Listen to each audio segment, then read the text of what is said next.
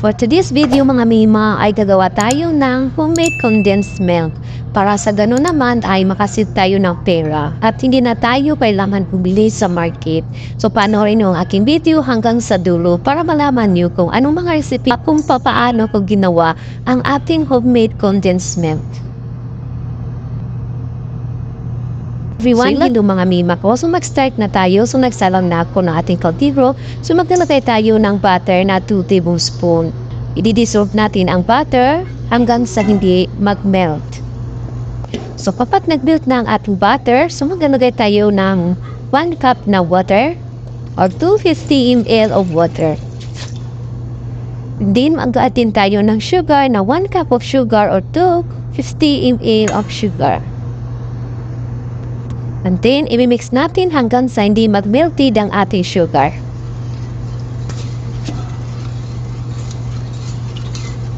So, kapag nag-melt na ang ating sugar, so maglalagay tayo ng 2 cups of milk powder. Pakunti-kuntiin natin ang paglagay, step by step, slowly by slowly. So, pag-melt na yung first batch, so maglalagay ulit tayo ng milk powder. And then, i-mix natin.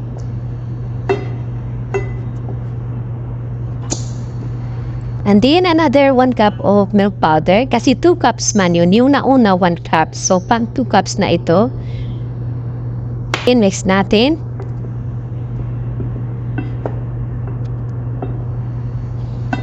Kailangan nasa low heat ang inyong apoy mga mima ko.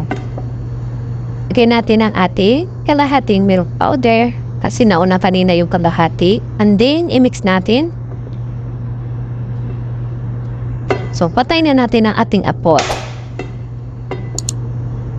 So, hayaan natin na haluin ang haluin hanggang sa hindi mag-melt ang ating milk powder o maghalo-halo sa ating sugar o sa ating butter at saka sa ating tubig.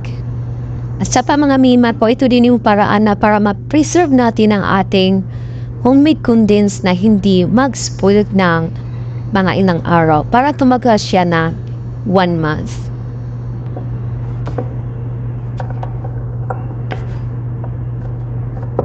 And then, ilalagay na natin sa ating blender para magiging smooth ang ating condensed milk. Maglagay tayo ng vanilla essence para mabaho naman ang ating condensed milk. So, i-blender na natin.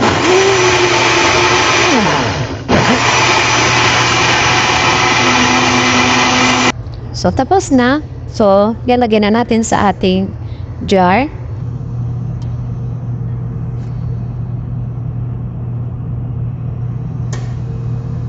So, hindi nyo na kailangan bumili ng condensed milk sa market, makakasid pa kayo ng malaki at saka makakasid pa kayo ng time at saka mas masarap pa kasi kontrolado nyo yung sugar na ilalagay nyo.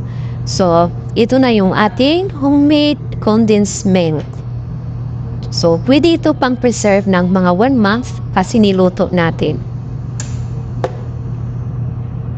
Atin sa garapon ng amima ko para malagay natin sa ating fridge. So, matagal natin ito gamitin. Kung malakas na gumamit ng condensed milk, mas mainam na gumawa ka ng homemade condensed milk na lang para makasid ka ng pera at makasid ka ng time. Thank you for watching and see you on my next video. Please don't forget to subscribe my channel, Wina's Kitchen and Daily Lifestyle. And don't forget to click the notification bell para updated kayo sa aking panibagong update.